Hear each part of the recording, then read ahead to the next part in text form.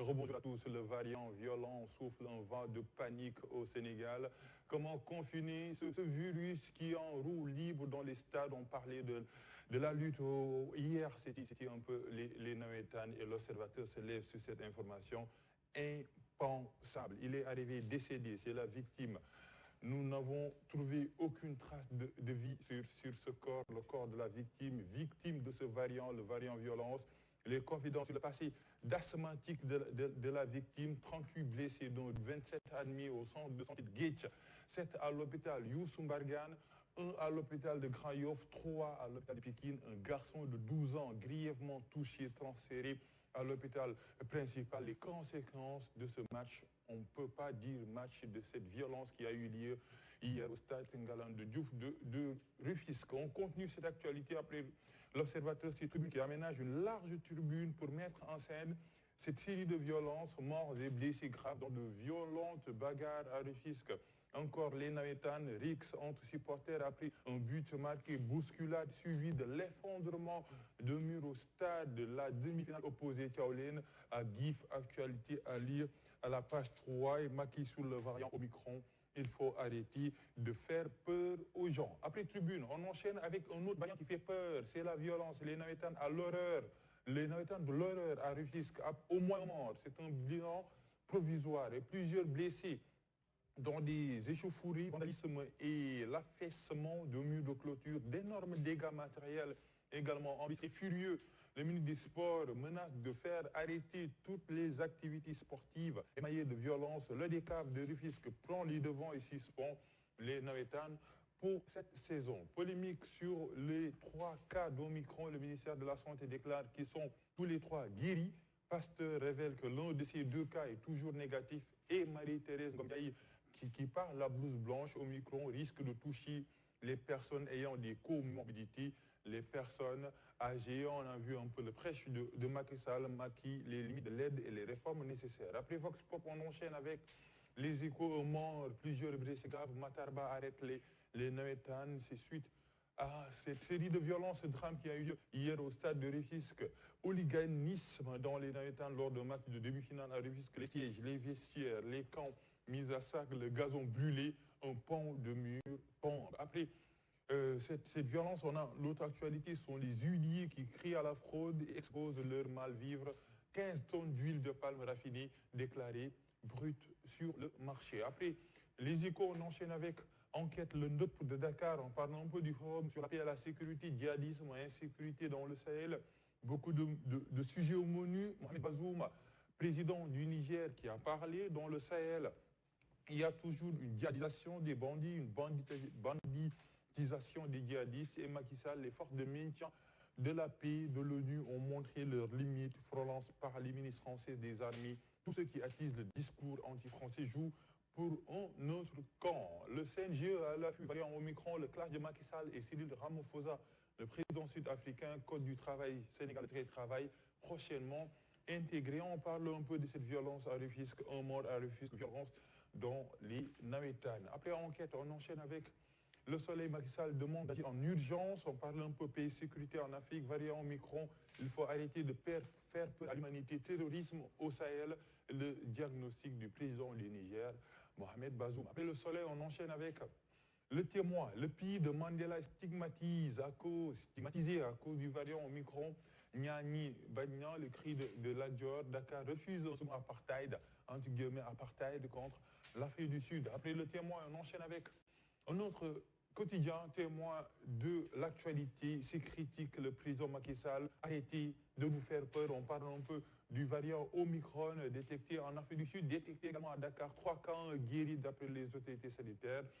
Les autorités sanitaires qui rassurent de même que le président de la République, Macky Sall. Après critique, un autre quotidien.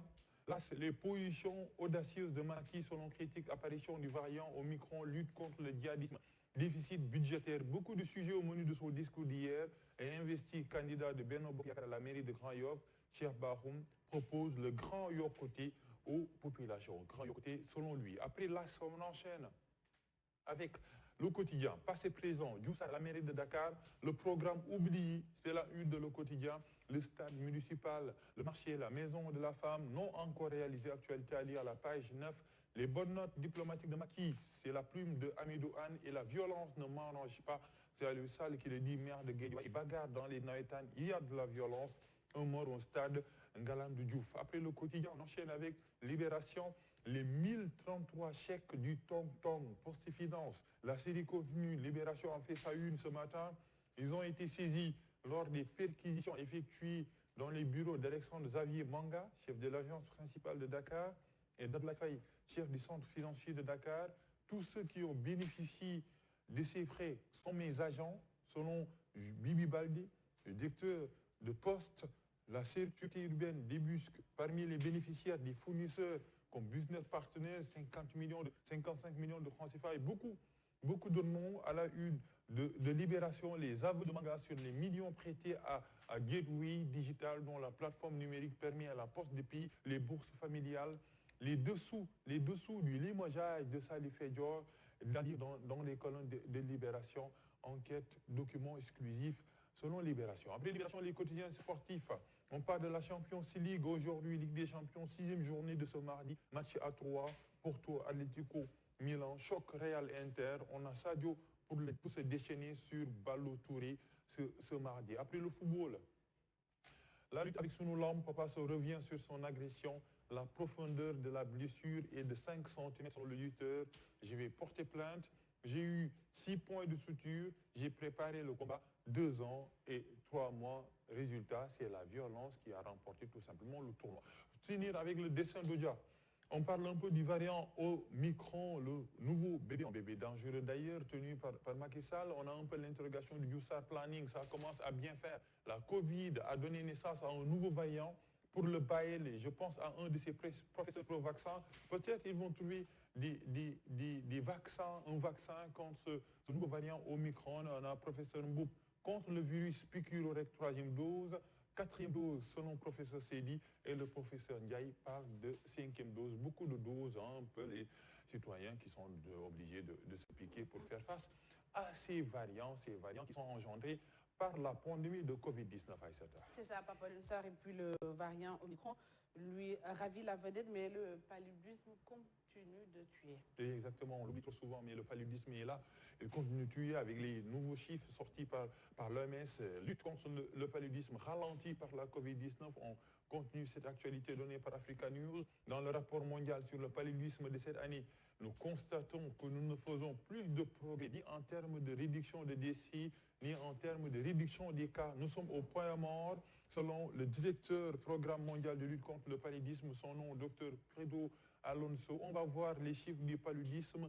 La pandémie en Afrique subsaharienne, le dernier rapport mondial de l'OMS sur le paludisme enregistre plus de 240 millions de cas de paludisme et plus de 620 000 décès dus à ce parasite humain dans le monde en 2020. Sommes-nous trompés de combat? En tout cas, il y a une autre pandémie silencieuse, moins silencieuse, plus silencieuse même que la pandémie de Covid-19, c'est le paludisme qui continue de tuer à Aïssata.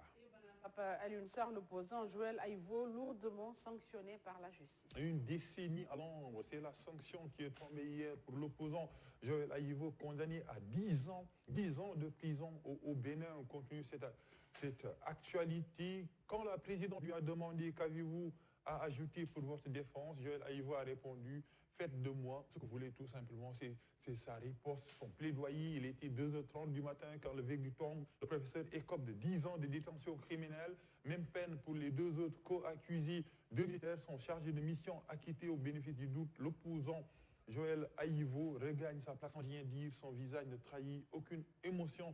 Selon la description faite par son épouse Gladys, le prend très longuement dans ses bras. Les avocats déçus de ne pas avoir obtenu l'acquittement vont vers lui, tous lui donnent de l'accolade. 10 ans de prison contre cette actualité judiciaire liée au Bénin. On a voulu fabriquer à tout prix un Bob Denard Junior du nom de célèbre mercenaire français, regrette Maître Robert Benou, l'avocat de Joël Aïvo. Pour lui, Joël Aïvo n'est pas un mercenaire, mais un pèlerin de la démocratie, figure majeure de la jeune génération de politique béninois, candidat recalé à l'élection présidentielle de 2020, une sanction lourde, 10 ans de prison pour l'opposant béninois. Et on termine avec le procès de Thomas Sankara qui se poursuit au Burkina Faso. Les membres de la garde présidentielle appelés à la barre. Exactement, ils doivent tout simplement témoigner de ce procès qui continue, le procès de Sankara. Les membres de la garde rapprochée témoignent, on va voir un peu leurs témoignages à la une des RFI. Le jour du coup d'État, ils sont restés aux côtés du père de la Révolution. On parle un peu de Sankara, 17 heures jusqu'à sa mort, autour de 16 heures au Conseil de l'Entente. Surpris par les assaillants, ils n'ont pu réagir, arrêter puis libérer au lendemain du coup d'État. Ils mettent en cause devant le tribunal Blaise Compaoré, qui n'est pas venu pour témoigner. L'absent le plus présent de ce procès, le soldat Bossebé Traoré, de la garde rapprochée de Thomas Sankara. J'ai répondu que ce sont des hommes de la sécurité de Blaise Compaoré qui nous ont attaqués, poursuit le témoin. Le président Sankara décide alors de se rendre. Selon François Zidéoumba, j'ai été le premier à sortir sans armes.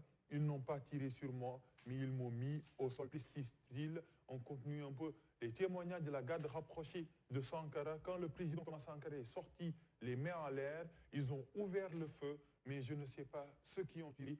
J'étais couché, poursuit le témoin, qui a pu s'échapper par l'arrière, a demandé Hyacinthe Kafando, selon le témoin, c'est Bosobi Traoré, mais il est blessé. Répond Arzouman, Ouedrago dit Otis, selon François Zidéoumba, il fallait l'abattre, il est au courant de ce qui allait se passer depuis longtemps et qu'est-ce qu'il vient faire ici, selon Hyacinthe Kafando, les témoignages qui montrent un peu la violence qui a emporté le père de la révolution burkinabé, Thomas Sankara Aissata. Merci beaucoup, Papa.